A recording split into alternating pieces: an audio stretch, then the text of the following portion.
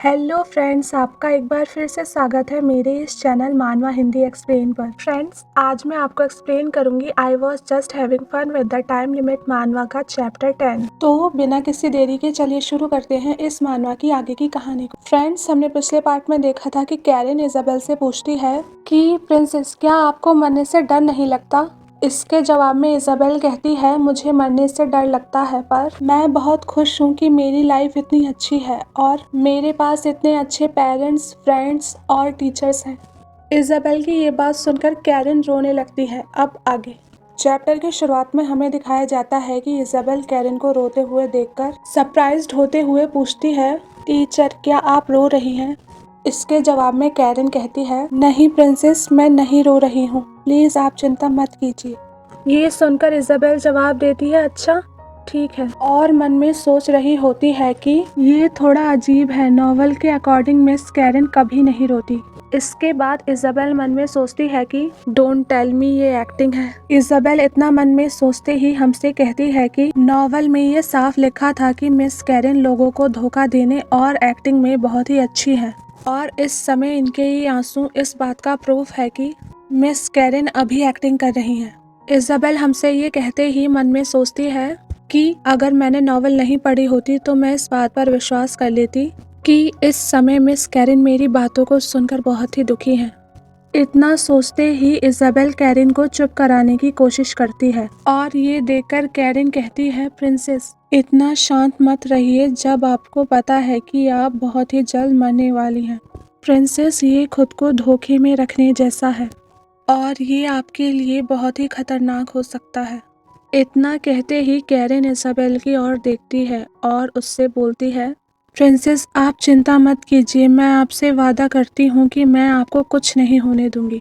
Karen की बात सुनकर इजाबेल कहती है, क्या सचमुच?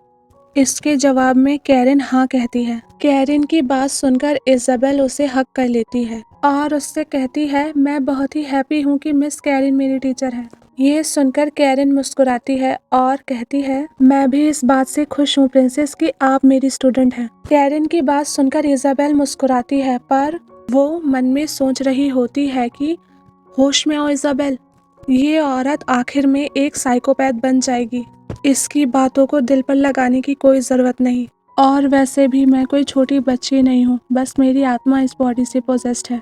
इजाबेल इतना मन में सोचते ही कैरन से कहती है, teacher, you are the best. Isabel की बात सुनकर कैरन मुस्कुराती है और ये देखकर इजाबेल मन में सोचती है, मैं मिस कैरन की बातें सुनकर एम्बैरस हो गई थी, इसलिए मैंने इन्हें जल्दी से हक कर लिया। पर थैंक गॉड मैंने इन्हें हक कर लिया, नहीं तो ये मेरे चेहरे के एक्सप्रेशन देख के पता लगा लेती कि मैं नाटक कर रही थी। इजाबेल इतना सोचते ही हमसे कहती है कि ये नॉवल, जिसका नाम after the death of terminally ill woman है, इसमें कैरन अपने टीचर विलियम से बदला लेने के बाद मिरोटल फेडरेशन की मास्टर बन जाती है। पर कैरन की मुश्किलें यहीं पर ख़त्म नहीं होती। मिरोटल मैजिक फेडरेशन में बहुत सारे स्टूडेंट्स थे जो विलियम को सपोर्ट करते थे, और इसीलिए वो स्टूडेंट्स इस बात से खुश नहीं थे कि कैरन मैजिक फेडरेशन की लीडर बने। उन स्टूडेंट्स का ये मानना था कि कैरन एक गद्दार है और इसीलिए वो कभी कैरन को सपोर्ट नहीं करते थे, और उनके इसी बिहेवियर के कारण कैरन के पास सिर्फ एक ही ऑप्शन था और वो था वॉर। इसके बाद कैरन ने हर एक राज्य के साथ जंग शुरू कर दी, और क्योंकि कैरन बहुत ही ज्यादा शक्तिशाली थी तो वो हर एक जंग जीत जाती थी। ये सब देखकर मैजिक फेडरेशन के स्टूडेंट्स जो उसके खिलाफ थे वो उसे सपोर्ट करने लग गए। इसके बाद इजाबेल हमें बताती है कि सिर्फ वो स्टूडेंट्स ही बदले नहीं थे, कैरन भी पूरी तरह बदल चुकी थी। उसे लोगों को मारने में खुशी और आज़ादी महसूस होने लग गई थी, और एक समय बाद कैरन के लिए जंग लड़ना उसके जीने का कारण बन गया था।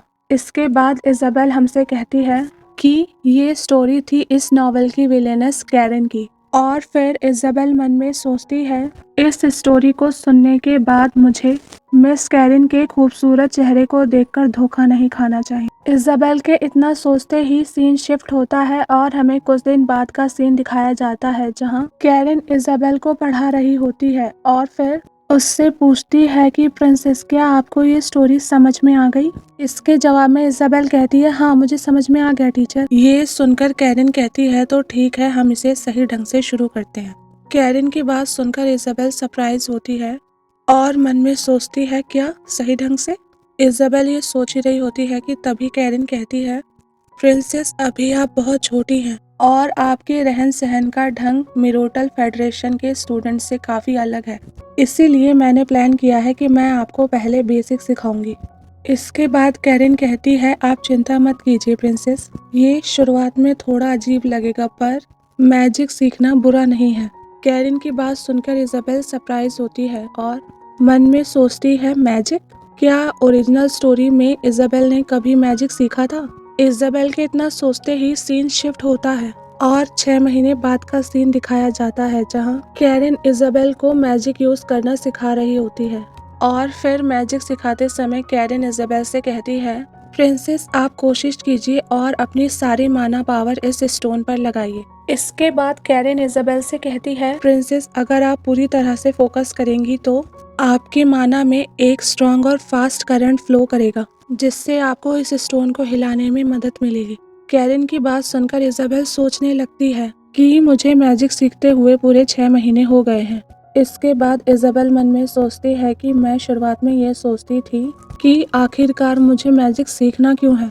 इसके बाद इज़ाबेल मन में सोचती है कि मैंने ये नॉवेल अच्छे से पढ़ी है, उसमें कहीं नहीं लिखा था कि इस एम्पायर की प्रिंसेस कभी मैजिक सीखेगी, तो ये सब मुझे क्यों करना पड़ रहा है। इसके बाद इज़ाबेल मन में सोचती है कोई बात नहीं, मैजिक सीखना इतना बुरा भी नहीं है।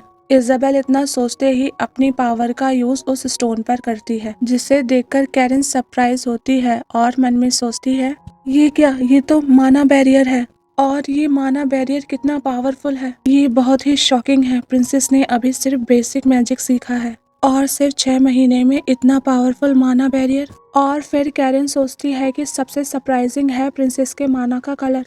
इनके माना की लाइट 5 अलग अलग रंगों में है। मैंने ऐसा सिर्फ किताबों में पढ़ा था कि किसी इंसान के माना पावर्स की लाइट एक से ज्यादा हो सकती है। इसके बाद कैरिन सोचती है कि ऐसी डिफरेंट कलर की माना लाइट रियल लाइफ में देखना बहुत ही सरप्राइजिंग है। कैरिन इतना सोचते ही इज़ाबेल से कहती है प्रिंसेस चलिए हम इस स्टोन को उठाने की कोशिश करते हैं। कैरिन की बात सुनकर इज़ाबेल कहती है ओके, और जैसे ही इज़ाबेल अपनी पावर्स का यूज उस स्टोन पर करती है वो स्टोन हवा में उड़ने लगता है और स्टोन को हवा में उड़ते देख कैरिन शॉक होती है और मन में सोचती है अद्भुत, कोई इंसान कितना भी अच्छा हो मैजिक सीखने में पर सिर्फ 6 महीने में इस लेवल पर पहुंचना इम्पॉसिबल है। कैरिन इतना सोच ही रही थी कि तभी इज़ाबेल कहती है वाह टीचर ये देखिए ये हवा में उड़ रहा है। इज़ाबेल की बात सुनकर कैरिन कहती है वेरी गुड प्रिंसेस, पर क्या आप इसे दूसरी ओर से हिलाने की कोशिश करेंगी। कैरिन की बात सुनकर इज़ाबेल कहती है ओके,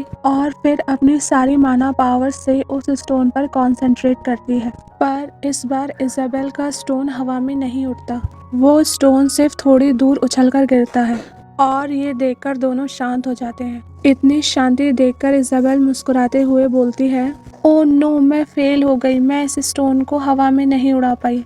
इज़ाबेल कैरिन से इतना कहते ही मन में सोचती है ओह गॉड मैं इसे हिला क्यों नहीं पाई, क्या मैंने इस स्टोन पर ठीक से फोकस नहीं किया था। शायद ये स्टोन इसलिए नहीं उड़ा क्योंकि मैं फोकस करते समय बातें कर रही थी। इसके बाद इज़ाबेल मन में सोचती है कोई बात नहीं, ये करके भी बहुत मजा आया। इज़ाबेल इतना मन में सोचते ही कैरिन से मुस्कुराते हुए कहती है टीचर क्या मैं इसे दोबारा कर सकती हूँ या फिर इस बार हम कुछ और ट्राई करेंगे। इज़ाबेल की बात का कैरिन कोई भी जवाब नहीं दे रही होती है और ये देखकर इज़ाबेल कहती है टीचर आप कुछ बोल क्यों नहीं रही। ये सुनकर कैरिन कहती है नहीं कुछ नहीं प्रिंसेस।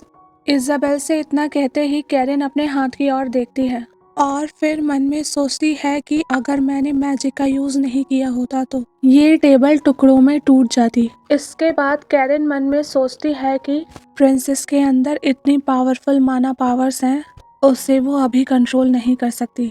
इसके बाद कैरिन सोचती है कि अगर मेरा अंदाजा ठीक है तो प्रिंसेस एक ऐसी बच्ची है जो मैजिक के लिए बनी है। कैरिन के इतना सोचते ही ये चैप्टर यहीं पर ख़त्म होता है। फ्रेंड्स, अगर आपको मेरी ये वीडियो पसंद आई तो मेरे चैनल को लाइक और सब्सक्राइब ज़रूर करें और इस मानवा के आगे के चैप्टर्स के लिए कमेंट सेक्शन में कमेंट ज़रूर करें। And then last, stay safe and healthy.